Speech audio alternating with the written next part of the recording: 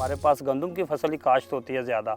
आप देख रहे हैं कि ये गंदम की फसल सारी लेट गई हुई है, बुरी तरह मुतासर हुई है और ये गिर गई हुई है। और जब पानी इसमें खड़ा रहा है, उसमें जो सिट्टे पानी में डूबे रहे हैं, उसकी वजह से गंदम को बहुत नुकसान हुआ है। जो हमारी फसलें हैं वो बिल्कुल तबाह बर्बाद हो चुकी हैं।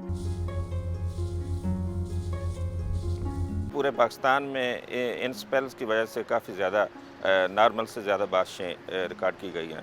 बल्कि ओवरऑल पाकिस्तान की बात की जाए तो 42% रेंज ज़्यादा मार्च में हुई हैं। बहुते पानी ਜਿਹੜੇ ਲੋਕਾਂ ਕਣਕਾਂ ਨੂੰ ਪਾਣੀ ਨਹੀਂ ਸੀ ਲਾਇਆ ਉਹ ਕੋਈ ਥੋੜੀ ਬਚ ਗਈਆਂ ਨੇ।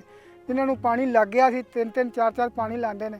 ਜਿਨ੍ਹਾਂ ਨੂੰ ਪਾਣੀ ਆਪਣਾ ਲੱਗ ਗਿਆ ਸੀ ਉਹ ਕਣਕ ਜਿਹੜੀ ਨਾ ਲੰਮੇ ਪੈ ਗਈ।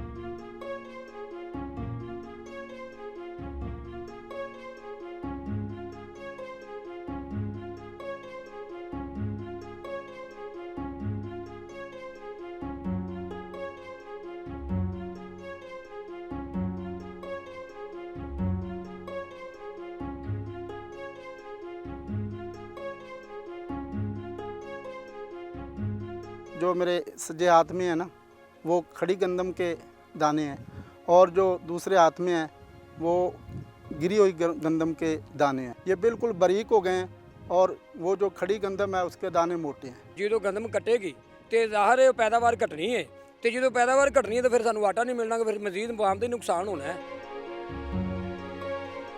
महकमा ज़राअत की तरफ से कोई आगाही नहीं दी कि यहाँ पर इतनी ज़्यादा बारिशें हो सकती हैं या इतना ज़्यादा मौसम ख़राब हो सकता है।